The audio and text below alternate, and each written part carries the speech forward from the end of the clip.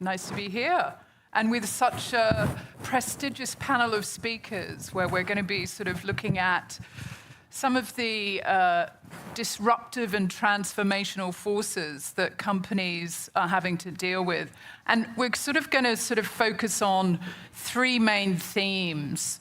Guess what the first one is? Artificial intelligence. No surprises there. Every conference I go to these days, AI. Climate, I think that's also still going to be a major force for companies. It presents both risks and opportunities, as does AI. And perhaps a more newer element that's been brought to the table is geopolitical fragmentation, which appears to be accelerating. So we're going to hear from our companies how they're handling that. But let's kick off. This is a topic we've been discussing a lot in the Speakers Lounge. Just looking at how, but I think maybe let's introduce ourselves first and give us an idea of your company and what your company does. Sure, thank you. My name is Blake Moret. I'm chairman and CEO of Rockwell Automation, based in Milwaukee, Wisconsin. We're a $9 billion revenue company, $45 billion market cap. Worldwide, focused on industrial automation and digital transformation. Okay, I'm Hiba Farès. I'm the CEO of a company called RATP Dev. You might have experienced the metro network or tramway network or train networks in Paris. So my parent company runs for over 120 years all the mobility systems in Paris and Paris region.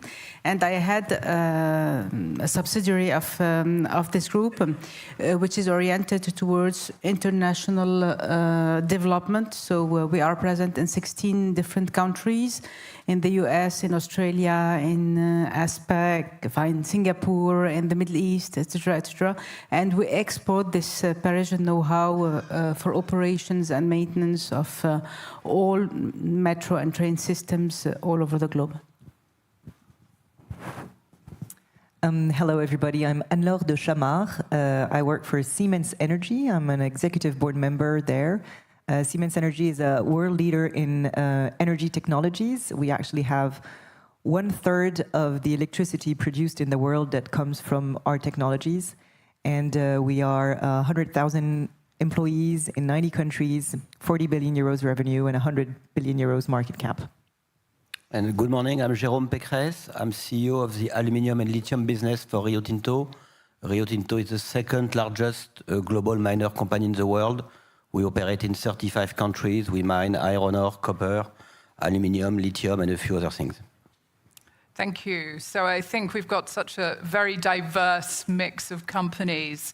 As I said, let's sort of start, because I feel sort of AI, as much as it may be overhyped, is still going to be transformational for a lot of industries. But the question is how transformational, and does it give you a competitive advantage?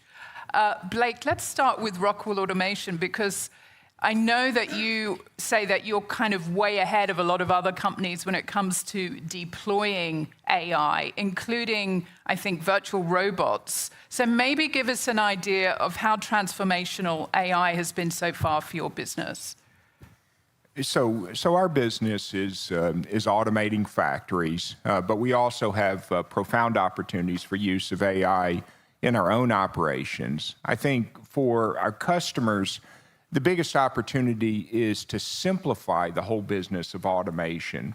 One of the obstacles to more rapid adoption of the technologies to automate factories, to create autonomous operations, is the complexity and the inherent risk. And if AI can help simplify the whole business of designing systems, modeling them, commissioning them, operating them, upgrading them, then I think it reduces the barriers to the adoption of the technology that's so important for countries, particularly high labor cost countries like the United States, to be able to automate, to apply the technology in concert with the people to have a competitive advantage in those processes. Internally, we use AI in a variety of our internal business processes. Today, we're generating thousands of lines of code a day using Gen AI in our own applications. We have virtual agents that you alluded to that have employee ID numbers that are interacting across the system to be able to do work. And while I fully expect that Rockwell will have more employees in 12 months than we have today, it's helping us be more real flesh and blood employees in 12 months than we have today. That technology is helping us be more competitive. I think that's probably reassuring for a lot of people to hear, because often the narrative is jobs are going to disappear. Hiba, in transport, we're hearing about driverless trains, metros, obviously driverless cars. How do you see that playing out in your sector? Yeah, our sector has been automated a long time ago concerning metro. So we have driverless metro since many years, decades. And really the human shift was around how to operate these systems, how to handle disruptions, how to react to incidents, etc. So the role of our employees changed, but they remained. So I think I join you when you say that data and AI will help us improve the production, but we still need employees in many cases. But then I don't know what happened, but we didn't have automation of tramway and train system really. But what is happening now is a new broad deployment of robotaxi. Robotaxi are really running in California and other states in the US and fully running in China. So it's major disruptions because it will allow a lot of public transport use cases through these cars moving in open cities, in dense urban centers, etc., etc. So we have many applications through it. All this generate the automated metro, the new trains, the new cars, etc. systems, a lot of data. So we have millions of data we can handle, but what to do with all this data? This is our topic currently. So we really work with real people on the field, passengers, maintainers, employees, in order to make this data useful, because otherwise we're gonna be lost with all this data. So we are really working on data, and this data is powered by AI, whereas it's to have better operations, better control on energy costs, better production, predictive maintenance, etc., etc. So everything is powered by AI now. But where I see the AI strongly working for us is through passenger experience. Because, for example, when we host the Paris Olympics, we needed to talk to people from all over the globe, and we had this translating tool we developed called Tradivia that enabled our employees to communicate with all the tourists that came during the Olympics very easily. You have customer service tools that will allow you in real time to find your best way in a city you don't know, right, to buy the right tickets, etc., etc. So now for the passenger information, passenger ticketing, passenger experience use case, it is really powerful, and it's across industries. It's not really linked only to mobility, but mobility is a real use case, because when you travel, you are always a little bit lost in a city, especially when you want to use the mobility systems available there. When do you think we'll see robo-taxis in Europe? In Europe, legislation allows robotaxi, but the fact that in order to have the accreditation, it's nobody did it yet. So I think the first company that will struggle into certification within European rules and regulation will lead the way and open the market. So it's a regulatory barrier, but it will happen. It will happen, I think. So it sounds like in transport, AI is just really about helping the passengers, making their navigation, their journey easier. In energy, Anne-Laure, perhaps around grid modernization, a big topic, obviously, with renewables coming online and smart grids. Can you talk a little bit about how AI is transforming your business? Yeah, and maybe probably before even talking about how it's transforming our business in energy, I'll talk about how it's completely disrupting the energy sector. What you need to know is that every 100 days, the computing power, so the energy demand coming from AI is doubling. Today, already, data centers are consuming the equivalent of the whole electricity demand of France. By 2030, it's the equivalent, just for data centers, for AI, of 100 nuclear reactors. It is absolutely booming. And this is not going to stop. We see that the next gen of AI models is going to consume roughly the electricity of the whole world in 1985. So it's a huge investment cycle that is happening, something we've never seen before. And demand for energy technology is everywhere. We're selling grids, renewable energy, but also gas turbines everywhere, because this is where we can find quick fixes before the grid is scaling, has a time to scale. So it's a huge super cycle that is happening and that is disrupting our business a lot, us and our competitors. How do we deal with that? So yes, there's a lot of demand, of course, and there's a lot about also building the infrastructure that we will enable to be able to fuel this growth. And grid is a huge bottleneck today. We have more than 3,000 gigawatt of renewable projects that are stuck because we don't have the grid to be able to connect them to where the demand is. And the whole topic about energy efficiency is key. And if you look today, approximately 3 to 5% of electricity is wasted because you have a mismatch between supply and demand of electricity. And so all this energy is lost. And so we use AI to be able to really improve the energy efficiency and the system, the energy system, to be able to better match supply and demand and be more efficient in the way we produce and use energy. Thank you. And Jérôme, I've heard about Rio Tinto using AI-guided drones for exploration, but perhaps you've got some other stuff you want to...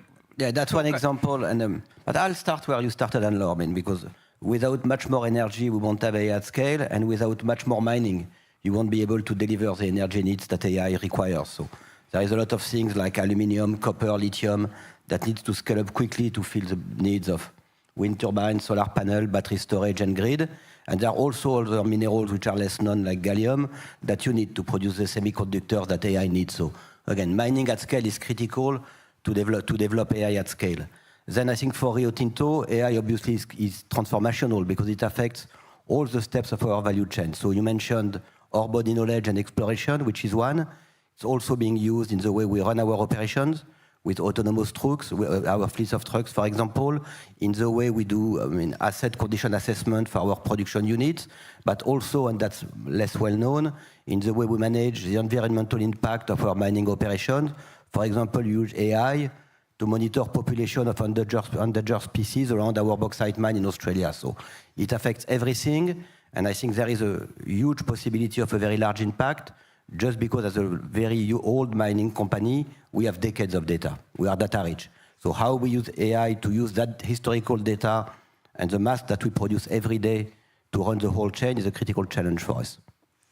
And is it also going to make it easier to tap new resources of lithium, which obviously there's going to be more demand for as a result of electrification? It's going to allow us to know our mining deposits better.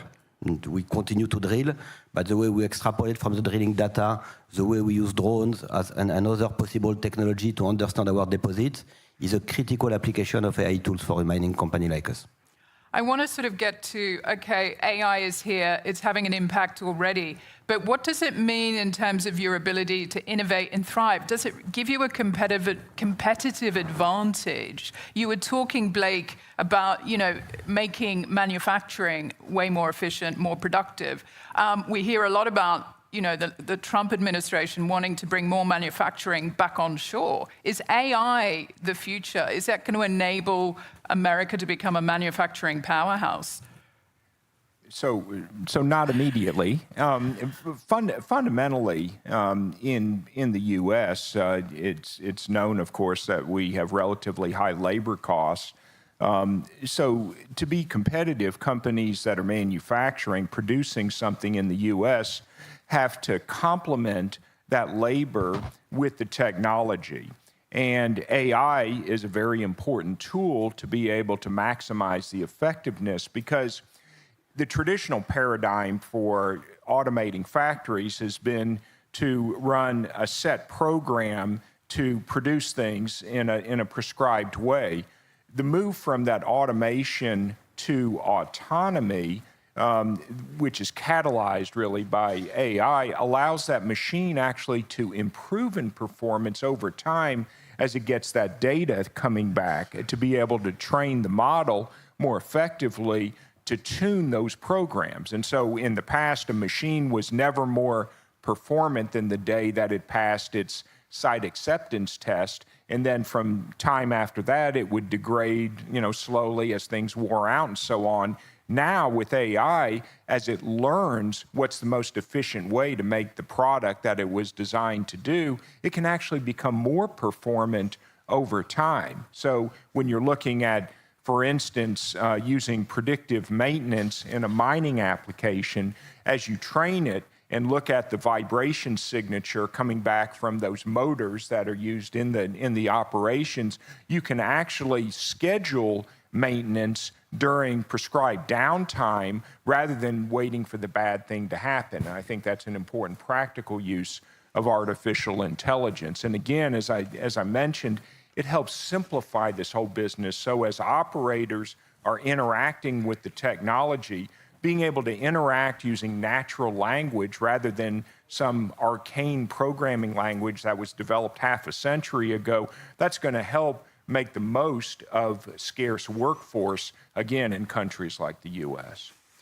I want to sort of get to sort of a discussion around, okay, AI is here, but what are some of the challenges and barriers within your own organizations that you face? Because we hear a lot about AI pilot projects, but how do you deploy this at scale? Is it even ready to be deployed at scale? Well, I think it's internally the big challenge is to have the right sense of focus, because we all try to get the right model. And I don't believe that AI can be driven from the top on a top-down way.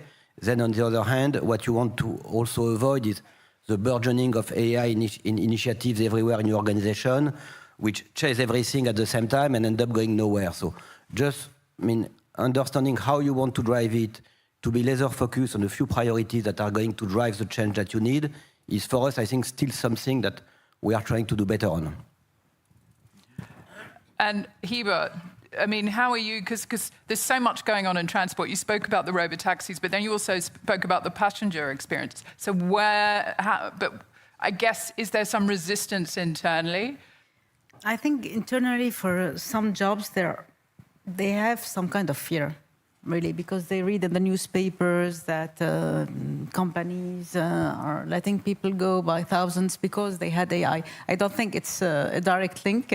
I think they wanted to do like some redundancies, and then the AI came, and it was the excuse for the announcement. So anyway, but people are I think. We are using a lot of pedagogy to show every person that AI could be helpful and could let them do more interesting tasks while they are letting the less interesting tasks being done by AI agents, etc., etc. We train, so it's not like as if, but we have all the technical guys in the company that are really more than ready, because they have a lot of use cases, etc., and they are really waiting for a big push from the company in order to really invest. The thing is, how much do we invest in AI, and what is the ROI, and what is and how we do it, and what is the right governance, because it's gonna be bottom up, but we should monitor it, otherwise it's useless, as Jérôme said. So it is a dialogue, and it is something we are really monitoring carefully, and I think we are investing a lot of time, energy, and money in order to make it happen in every sector as swiftly as it should be.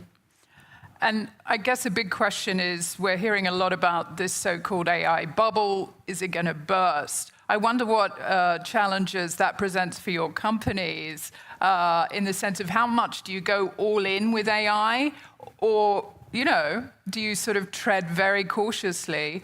Anne-Laure, I know we were speaking beforehand about your share price has really benefited from AI, but that could also be a sign of a bubble as well. So it's a very good point. The way we deal with it is that we are actually so our business is to provide technology to produce energy, but we're very agnostic to, the end consumer. And so it can be AI or it can be something else. If in the end the AI, trend is not as big as we thought. So we do believe AI is a trend that is there to stay, but still we're extremely careful of not overbuilding capacity in terms of technology. And we actually use AI to be more efficient in the way we produce our technology, we maintain it, we do our service business. So a lot of it is about using AI to improve predictive maintenance. Rockwell was talking about it. A lot to be able to also look at, be kind of like, I would say, a traffic controller for electricity, so that we're sure that there's more efficient energy that is being used. That means constantly, both for energy systems and for plant operations, making sure that you optimize as much as you can when you produce the energy, when you use it, when you sell it on the grid, when you store it, depending on tons of metrics, weather, energy prices, etc. And AI is enabling it to really make it precise to the nanosecond, and therefore to use less energy and cut losses. This is also something that we're working on in order for this AI boom to have probably the least energy impact possible for the business. Do you think the benefits at this point outweigh the risks? In terms of energy demand? Or just the application of AI in general? Oh, yeah. For us, definitely. Definitely. There's this issue that Jérôme was talking about, which is how do we balance, the macro projects that can be game changers with a lot of grassroots smaller projects, which might probably have, ROIs that are not where we want them to be. And it's also something we're still trying to figure out in our own operations. But for now, we see it very positively. Jérôme, did you want to add to that? No, I think the last thing is probably how do you train your people and your teams to AI. So it's not only about training the AI agent, it's training the whole population of your managers to use AI better and not fear AI. Bringing the workforce with you. Yep. Yeah. Yeah, I think, in our own operations, it's a mix of the quick hit projects, which may not have huge amounts of savings, but also the game changers. And to be able to get the new ideas from throughout the organization, creating the overall ambient understanding of artificial intelligence, I think is important. And so making sure that a large percentage of your workforce has an understanding of the basic tools, can engage with, creating, prompts and use of the context windows into the tools, making sure that there's a large number of people who are comfortable with that, but having a standardized intake. So when somebody does have a project, having a central clearinghouse within the organization that they can come in so that the tools that are being used elsewhere can be reused rather than every project being a snowflake that is unique, I think is very important for efficient rollout of it, and also the security. I mean, in a company, all of our companies have a large amount of safety applications. We all create products that involve moving equipment. And so making sure that we understand where there needs to be a human in the loop still is very important, or else, the risk would quickly outweigh the benefits without making sure that there are guardrails in place. I sort of want to move on now. We've spent quite a bit of time on AI and just cognizant that, there's other factors that are disrupting and transforming your businesses. Climate, obviously, and the net zero transition being one of them.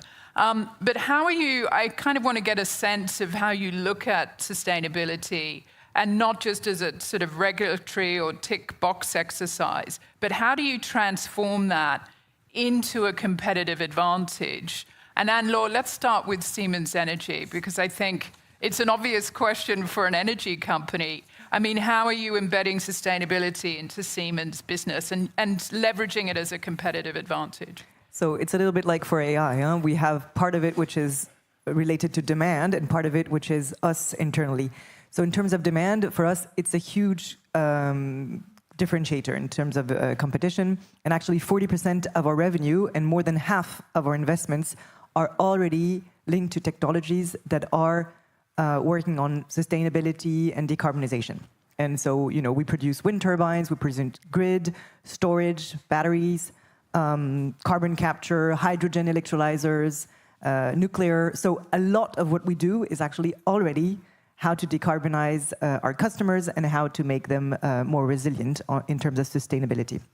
And then ourselves, of course, we set ourselves ambitious targets. We still believe that actually for our business to be able to survive long term and to be future-proofed, this is something we need to invest in heavily. And so we're still, aiming at being completely carbon neutral by 2050, and by, cutting our scope 1 and 2 by 60% in 2030. So it's something that we're working on heavily because it's actually what will make our business future-proof. And which technologies do you think, you mentioned a few there, but which are moving the needle most on emission reductions? So as I was saying, in generation, we're doing gas turbines, which is actually probably one of the most, the technologies that is moving the needle the most, because a lot of where the sustainability and decarbonization gains are happening are actually in developing countries that are shifting from coal to gas. And just doing that cuts the emission by 50%. So in India, in a lot of countries where coal is still very big, this is a key driver. And then, of course, wind is a big one with our offshore and offshore wind turbines. Of course, having a much more efficient grid, as I was talking about, is extremely important because of the losses that you can have, of the storage that you need to be able to make them resilient and to reduce the energy use. And then in the hard-to-abate sectors, where actually you cannot go electric, this is where our technologies like hydrogen, green hydrogen kick in, or carbon capture kick in. Although we've seen some challenges around the scaling of some of those green hydrogen businesses. Yes. That's a whole other topic. It's about creating the demand in the market and the offtake, but we can talk about it probably later. Jérôme, with Rio Tinto, I think, you've got some interesting, this demand for critical minerals that are coming online, but how do you decarbonize? I think at Rio Tinto, we want to mine the best resource in the world in the best way possible. And the best way, it means probably the way we address our impact on the environment around our mines, the way we work with communities, and the way we decarbonize.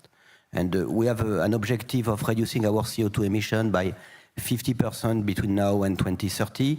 And for Rio Tinto, the biggest business in terms of CO2 emission is aluminium. Aluminium is around 75% of our total CO2 emission because it's a very energy-intensive business. On aluminium, since many years, we have engaged on a roadmap which basically should get us towards almost zero carbon aluminium. So it will take time, but to give you a few figures, if today you produce aluminium with electricity that use gas or coal, you probably emit around 15 tons of CO2 per ton of aluminium produced. If you produce aluminium with low carbon electricity, hydropower in particular, as we do in Canada, you are at 4 tons of CO2 per ton of aluminium. So most of our smelters today are around this 4 tons level. Our priority is to get them all to that. And we have 2 smelters in Australia that still work out of the grid, which is primarily coal-based. who are working hard to decarbonize. And we do it because we think it's obviously good for the planet. We do it because we are convinced it creates competitive advantage. I mean, our customers, the customer for our customers want lower and lower carbon aluminium. And when we decarbonize the smelter in Australia, we move it from coal electricity, which is going up every year, to a set of renewables and battery. We end up with a lower cost of electricity. So for us, it's an economic imperative. It's a competitiveness goal as much as it is done for the emissions. And then when we get too far, we don't finish. So for example, we are working in Canada on a technology which is trying to reinvent the way we produce aluminium in the world since 100 years, which instead of using carbon anodes for the electrolysis, we will use inert anodes, and then the electrolysis process would not emit any CO2. And then that gives you a roadmap to zero. And we have been working for that in a joint venture with Alcoa since many years. We are already producing in Canada at, I would say, at the scale of a large industrial pot, I mean, aluminium with an electrolysis process with zero carbon. So again, we have a roadmap to move from 15 to 4, from 4 to 0, and we do it because we see demand for customers, demand from customers of our customers, and depend what's happening. I would say, notwithstanding what's happening in the world and in particular in the US, that willingness of our customers to reduce the carbon content of the aluminum they buy is not changing. I'm actually on the board of Renault, and this is their huge problem. They're actually counting on your aluminum because they have this issue to be able to decarbonize. Yeah. So you're saying that there are people that want to, are they having to pay a premium for green aluminium? They pay a small premium today. I wish it would be higher, but it just gives you, it gives you a bigger part of the market at a small premium. And in the car industry, it started with Ferrari, moved to Mercedes, but now it's with Renault and the other because they just want that. I mean, I guess you could say that climate change presents a real risk to your business, given that mining is very energy intensive. But you've kind of, you don't see that. Processing is more energy. Processing of the metal is more energy intensive than mining. Okay. Mining is not that energy intensive. We are moving away from diesel for our trucks. In our mine operation, many of them now work with mini grid, with solar and batteries. And as we do that, we just improve our cost base. Hiba, let's move on to transportation and just sort of, I mean, there's going to be growing demand for public transportation. So how do you look at sort of how much of your fleet you electrify? How do you sort of, judge that? Because obviously there's a cost to that as well. Yeah, it's a huge cost, and it's a cost. It's a public cost, so it's funded by cities, regions, countries, etc. Usually, and you know that all over the world, public funding is lacking. But anyway, what we see is that the transport sector is responsible of 15% of greenhouse gas emissions all over the globe. But if we deep dive into public transport, it's only 2 to 3%. And you can see that all big cities are working on developing public transport infrastructures, though it's a lot of investment, a lot of long-term investments. Sometimes you need 6 to 8 years in order to open a new network, etc. But we participate in 4 very big projects over the globe: one in Riyadh, Saudi Arabia, one in Paris, one in Sydney, and one in Singapore. And these cities are really rethinking very globally the way their public transport are developing. The first thing is to have a backbone public transport, meaning if you are in a big city, to have metro or train systems or tramway systems, the one that have high capacity of passengers that could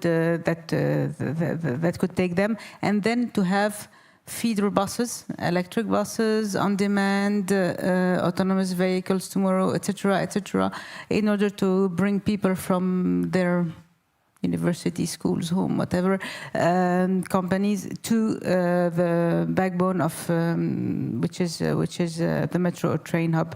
So it is a global design. It's not one technology. It's not just switching the bus fleet from diesel to electric, though it's really important. Just between us, even a diesel bus is comparable to an electric car for greenhouse gas emission.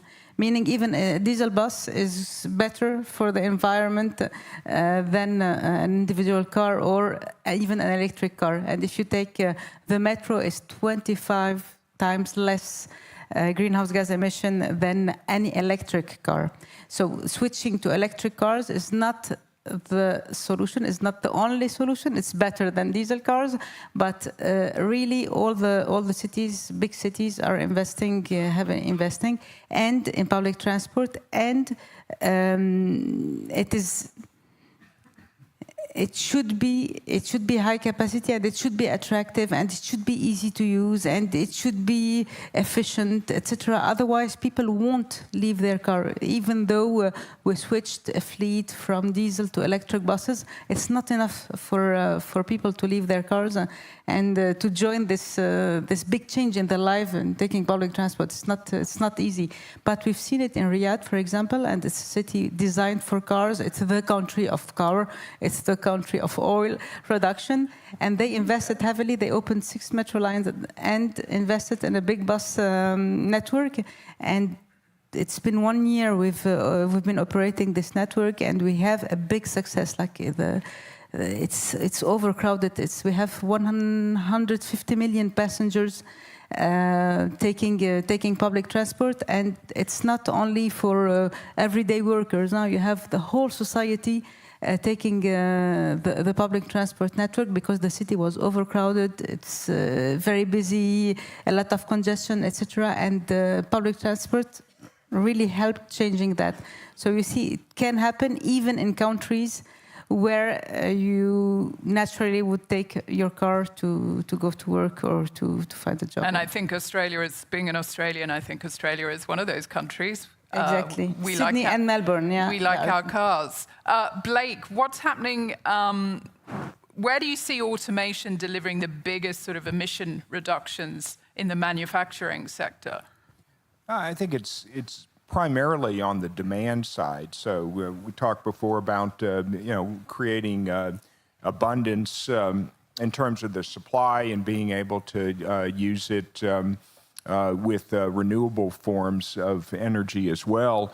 We're primarily involved in helping to increase the efficiency in manufacturing processes so that you need less water, air, gas, electricity, steam. So having your scarce inputs do more work for you. And so that efficiency can be delivered through innovative new approaches to processes, in terms of smelting aluminum, is a great example, or just, losing less of your energy, of your power, by creating more efficient processes, whether you're building cars or you're packaging bread or you're producing medicine. There's profound opportunities to increase the efficiency.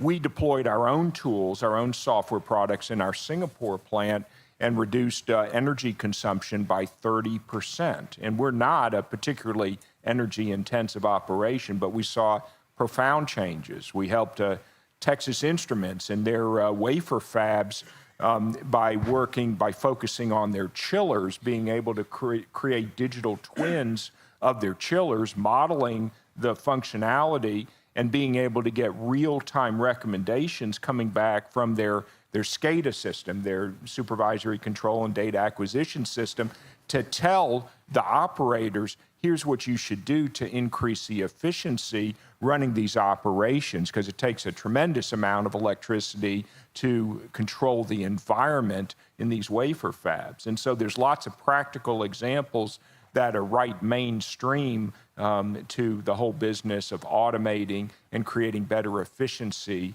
in these manufacturing plants. And as AI is deployed at scale, does that present specific energy sort of and emission challenges that you'll need to, or that your customers will need to address? Well, I think just the building management, the qualified building management systems in these data centers, right, that are being used to power the AI boom, people are finding new ways to be more efficient in the way that you're cooling those centers and that you're managing the electricity, being able to level the load, demand scheduling to be able to produce consistent levels of demand is something that we've talked about for many, many years. And I think AI gives us opportunities to meet the demands imposed by more AI and more data centers. So it's a bit of a cycle there. I think, Anita, one important leg of that sustainability discussion is also recycling when it comes to metals. I mean, aluminium, for example, you can recycle indefinitely. So the more you can collect it, wherever it is, I mean, one day it will recycle wind turbines, I think. The more you can sort it from the other metals, then you can process it into something which is not as pure, but almost as pure as primary aluminium, for 5% the carbon content. So the more we can continue work as an industry to recycle everything we produce, get back to metals and reprocess these metals, the more we'll improve all these sustainability dynamics. And it's actually already something we're doing. I mean, the wind turbine, 95% of it is recycled, but also, iridium for electrolyzers and hydrogen, because it's a rare metal, is also recycled. So it's actually good for sustainability, but, conditioned to survive in this growing market where these capacities are scarce. So it's good business as well as being good for the climate.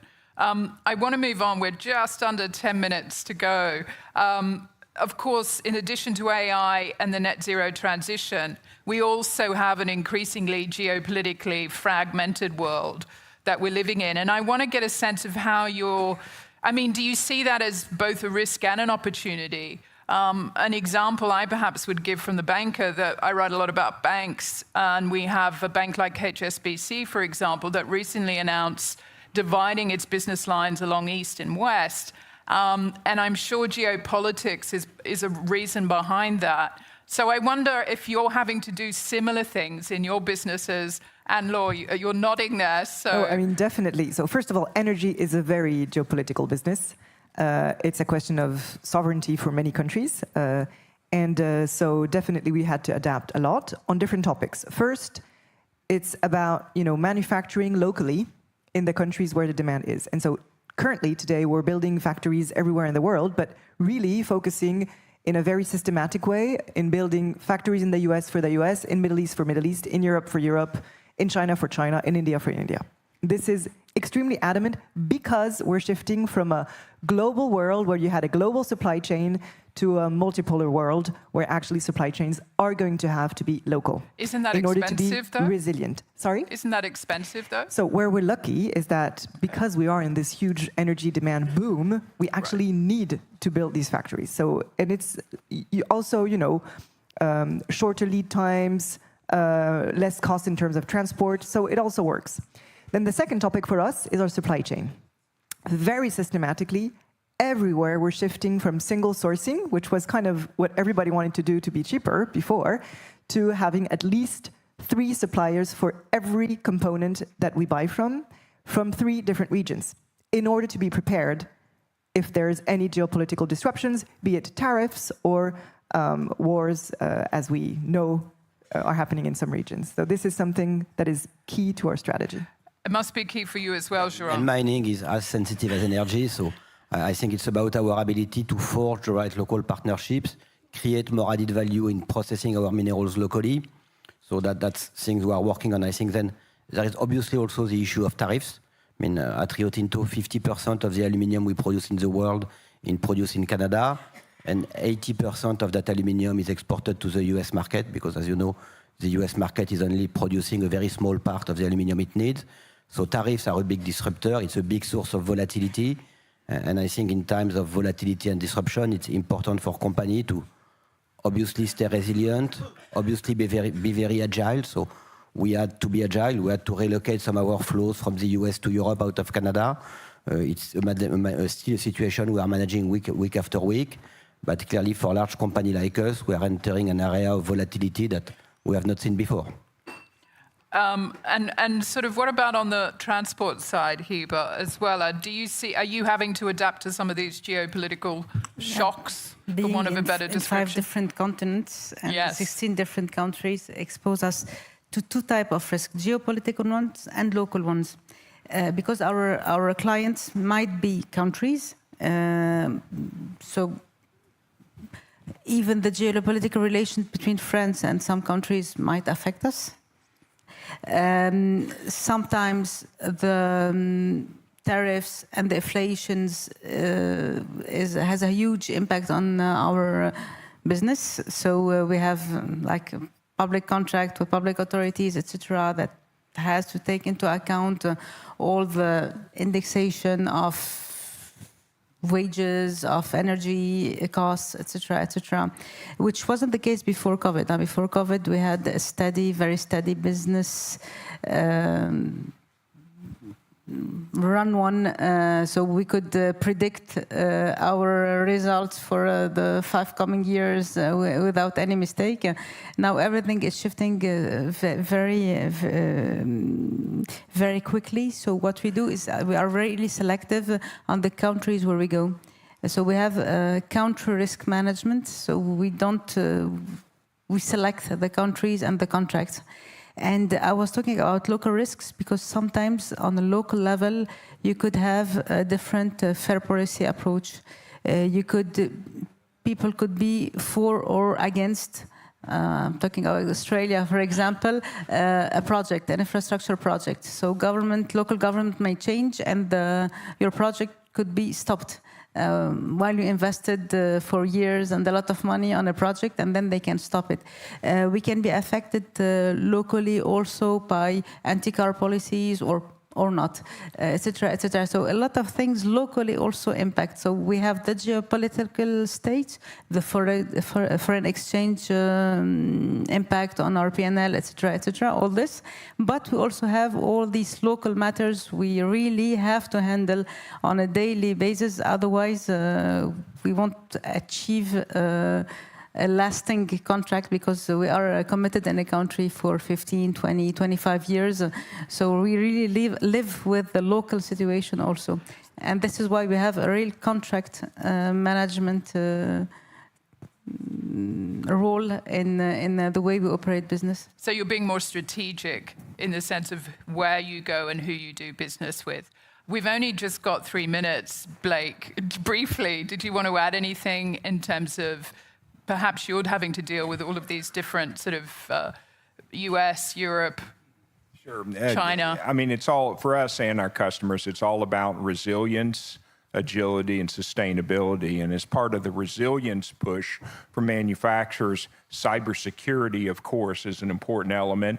And redundancy in your operations is another one. It gives you better optionality with respect to things like tariffs, to be able to manufacture in different locations and therefore not have to rely exclusively on price to be able to absorb the impacts of things like tariffs. And is manufacturing moving back to the US? Manufacturing in certain industries is investing heavily in the U.S. So if you look at pharma, if you look at data centers, of course, if you look at semiconductor, there's operations. There are other vertical industries such as food and beverage and consumer goods that have always been close to the consumer, and they're waiting for a little more certainty to deploy CapEx in terms of new greenfield operations. I sort of want to, we've just got under 2 minutes, so briefly I just wanted each of our panelists to look ahead 5 years and give the audience a sense of where you see your biggest competitive advantage. Jérôme, maybe starting with you. I think it's probably our ability to forge partnerships. I think in a more complex and volatile world, it can be local partnerships where we mine, it can be partnerships to decarbonize, it can be partnerships to innovate. I think the area where mining companies who are doing everything on their own is behind us. So I would say for Rio, you have a proven ability to forge the right partnerships in the right countries, and that's probably what we think will make a difference. Anne-Laure. And learning from partnerships. Not only being partnership for business, but doing partnerships to learn. Yeah, no. No, I mean, for us, as I was saying, we were talking about AI, about sustainability, about geopolitics. Energy technology is core to that. So I think we have quite a unique positioning. We're on the whole value chain, from generation to storage to transport to usage of energy. And so being there on these energy technologies and linking the hardware that is needed with the digital agility that is needed to be able to be not only getting bigger, but actually more agile and more efficient is, I think, something that is our key differentiator going forward. Very nice place to be. Hiba. For us, we are in a people service industry, so it's only about people, how to retain the talents we have, how to attract new talents. It's the case now, and it's going to be the case in the 5 coming years. So how to stick to our value, vision, etc., and how to remain attractive on the market in order to have the best talents we can ever get. Blake. Simplification. If we can deploy tools like artificial intelligence to simplify the whole business of automating factories, it's where we've lived. We've always been seen as being easy to do business with. And if we can use these tools to simplify those processes even further, that's a real differentiator. Thank you so much. I really appreciate it. Thanks to our panel.